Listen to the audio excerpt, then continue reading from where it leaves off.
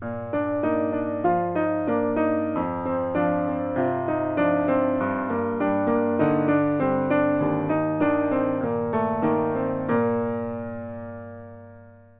¿qué tal? Paz y bien, ¿cómo están ustedes? Una vez más compartiendo otra cápsula de este tema tan apasionante que es la teología en nuestra vida y también dándole la bienvenida al padre Pablo Sudar. Bienvenido, Pablo. Muchas gracias, Pablo. Y hoy tenemos un tema muy lindo, muy actual, que es Jesús y el trabajo, ¿no? Yo diría, viéndolo a Jesús en la familia de Nazaret, con José y con María, ¿verdad? Es así. Entonces, ¿cómo lo presentamos a Jesús en relación con el trabajo? Bueno, de hecho el Evangelio nos dice que Jesús era, digamos, llamado el hijo del carpintero. Y según algunos exégetas, entre ellos Schnackenburg, nos dice que en ese tiempo el carpintero también era albañil. Ajá. De tal modo que Jesús pasó mucho tiempo de su vida justamente como carpintero en Nazaret. O sea, con José. Era albañil y era también carpintero. Para tratar de realizar las pequeñas cosas o grandes cosas que la gente necesitaba de su tiempo. O sea, Jesús pasa su vida en el trabajo y nos enseña, por lo tanto, a valorar el trabajo. Desde el comienzo de la creación, justamente, Dios aparece, ¿no es cierto?, creando el mundo y creando la historia del hombre justamente como aquel que inicia el trabajo en la historia humana. Por lo tanto, el Señor nos enseña a trabajar. Y es fundamental entender la familia de Nazaret. Tenemos que entender como tres dimensiones importantes en la familia de Nazaret: la oración, la vida en común y el trabajo. La oración, fundamentalmente, porque evidentemente rezaba María y José, ¿no es cierto?, los salmos del Antiguo Testamento, que Jesús rezaba con ellos. Luego también, evidentemente, la vida en común, o sea, la comunión de amor que se expresaba y que evidentemente Jesús de modo particular recuerda, digamos, en ese viaje a Jerusalén, que él debía ocuparse de la cosa de su padre. Pero bien, siempre está Jesús vinculado, ¿no es cierto?, al misterio del amor familiar. Y evidentemente, digamos, ese amor familiar aparece como una causa ejemplar, una dimensión constitutiva de nuestra propia vida familiar. Y por último, el trabajo diario que Jesús realizaba como un elemento constitutivo de la propia vida para la subsistencia y también para darnos una enseñanza fundamental, que los hombres tenemos que saber asumir cómo prolongar, digamos, la experiencia de Dios en la creación. Entonces, nuestro trabajo personal, sea intelectual, sea manual, sea cual sea nuestra vocación, evidentemente el trabajo es constitutivo de nuestra propia existencia, para nuestra realización y para también la realización del bien común de la sociedad. Claro, porque por el trabajo estamos llamados todos a colaborar con Dios en la obra de la creación, ¿no? Yo me imagino que la jornada laboral de aquel entonces sería mucho más que nuestras 6 u 8 horas por día, ¿no? Y mucho más, hablando de artesanos, trabajarían bastante más horas en el día, tanto José como Jesús. Y también me imagino a María a lo mejor acercándole la vianda al mediodía donde ellos estaban construyendo alguna casa. Si son detalles que manifiestan cómo el trabajo dignificaba sus vidas, ¿no? Cómo a través del trabajo se ganaban el sustento, pero cómo a través del trabajo también se creaban esos vínculos muy fuertes con el Creador y entre ellos también, ¿verdad? Sin duda. Además, sería importante remarcar que Jesús, cuando comienza la vida pública, comienza con un nuevo trabajo, que es justamente el proceso, digamos, de la proclamación del reino de Dios y la concreción del reino de Dios a través de los milagros, a través justamente, ¿no es cierto?, de la atención a la gente. Tanto que muchas veces no tenían tiempo ni para comer, dice el Evangelio. Así es. Y Jesús mismo invitaba a los apóstoles a descansar. Significaba que el trabajo que Jesús realizaba era para la evangelización de su pueblo, ¿no es cierto?, a través de los milagros y a través, ¿no es cierto?, de la escucha y de la atención de la gente. Y luego también la multiplicación de los panes como para tratar de solucionar el tema del hambre, ¿no es cierto?, de la gente. O sea, Jesús siempre estaba dispuesto a obrar el bien y Jesús siempre estaba dispuesto a escuchar y a promover, ¿no es cierto?, esa solidaridad frente a los demás en el amor, en la comprensión y a través de sus milagros. Dijiste recién trabajo y descanso, o sea, Jesús trabajaba y también descansaba, también compartía con su familia espiritual, que eran sus discípulos.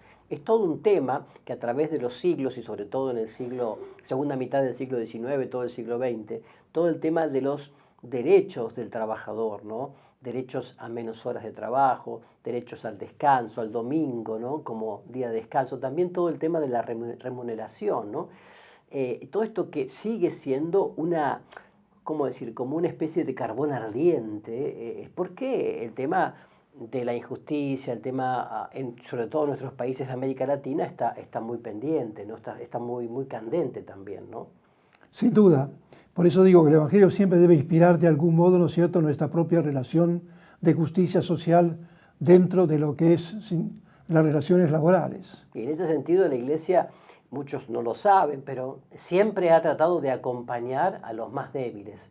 De hecho, tenemos que decir que desde finales del siglo XIX, el magisterio de la Iglesia, en lo que se llama el pensamiento social de la Iglesia, ha acompañado e inspirado a aquellos obreros que desde la fe católica han trabajado por la mayor justicia. Podríamos hacer así quizás una enumeración de algunos de los documentos más importantes que tienen que ver con el tema de lo social. Sin duda. Por ejemplo, el Laborem Exercens de Juan Pablo II nos habla de justamente un tema clave, es decir, bueno, el capitalismo separa el capital del trabajo y el comunismo contrapone el capital al trabajo. Entonces él dice, evidentemente, lo que hay que hacer, lo que propone la Iglesia siempre es que el capital deviene del trabajo y por lo tanto siempre hay que vincularlo al trabajo. Y la fuente fundamental es el trabajo y respeto por el trabajo de la persona humana. Por eso la Iglesia insiste, ¿no es cierto?, en esta perspectiva que es fundamental.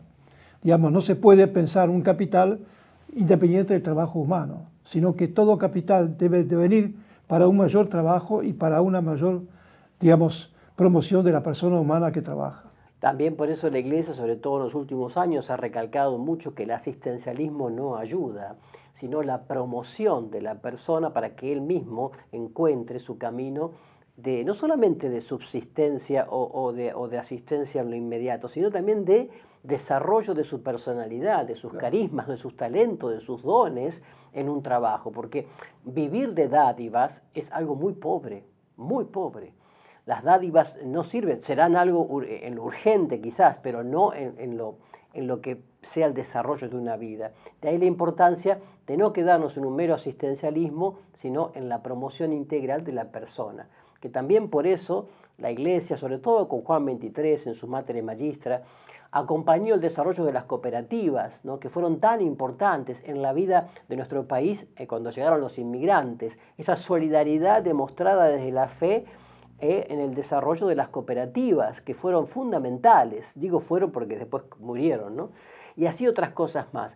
Y bueno, y un papa, como decía Padre Pablo, San Juan Pablo II, que él mismo fue obrero y comprendía muy bien entonces la psicología de los trabajadores sobre todo con sus manos, los mineros, los que trabajan en canteras, y que fue tan cercano al mundo del trabajo, igual que Pablo VI cuando fue arzobispo de Milán, recuerdo, ¿no? Así que bueno, siempre hay una cercanía, incluso hasta de mediación de la Iglesia Católica entre los trabajadores, los sindicatos y los gobiernos de turno. Este deseo de ser madre que está siempre atenta a todos sus hijos, ¿no? Esto me pareció siempre también muy linda, la tarea mediadora, ¿no? Así que todo esto lo descubrimos en la familia de Nazaret, ¿no? Esto que decíamos. Tu familia, Padre Pablo, ahí también como familia de inmigrantes croatas, digamos, que antes decíamos yugoslavos, no, que no lo son de ninguna manera, sino croatas. Pero digo, ¿tu familia se vivió esta dimensión del trabajo duro al principio, al inicio? Sí, sí, sin duda, ¿no? Porque de hecho, bueno, nosotros llegamos porque había un tío mío que estaba acá, ¿no es cierto? Entonces fue un poco como el ancla que nos trajo justamente hacia Argentina. Luego, ¿no es cierto? Bueno, mi madre también y mi hermana trabajaron, digamos, en un talar donde confeccionaban pulóveres. Y a través de los pulóveres, bueno, se pudo sobrevivir bien, ¿no es cierto?, con dignidad. Pero evidentemente siempre costó un poco, ¿no es cierto?, el tema de lo que significa esa relación laboral. Claro.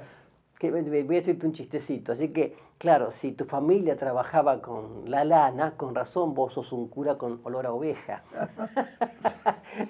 Bueno, Está ya, bien. para tomar la frase de Te Francisco. agradezco, te agradezco. Bueno, entonces, así también los invitamos a ustedes a vivir esta dimensión del trabajo trascendente, teniendo como modelo a la Sagrada Familia de Nazaret. Gracias por haber compartido con nosotros y nos encontramos en la próxima cápsula de la teología en nuestra vida. Paz y bien.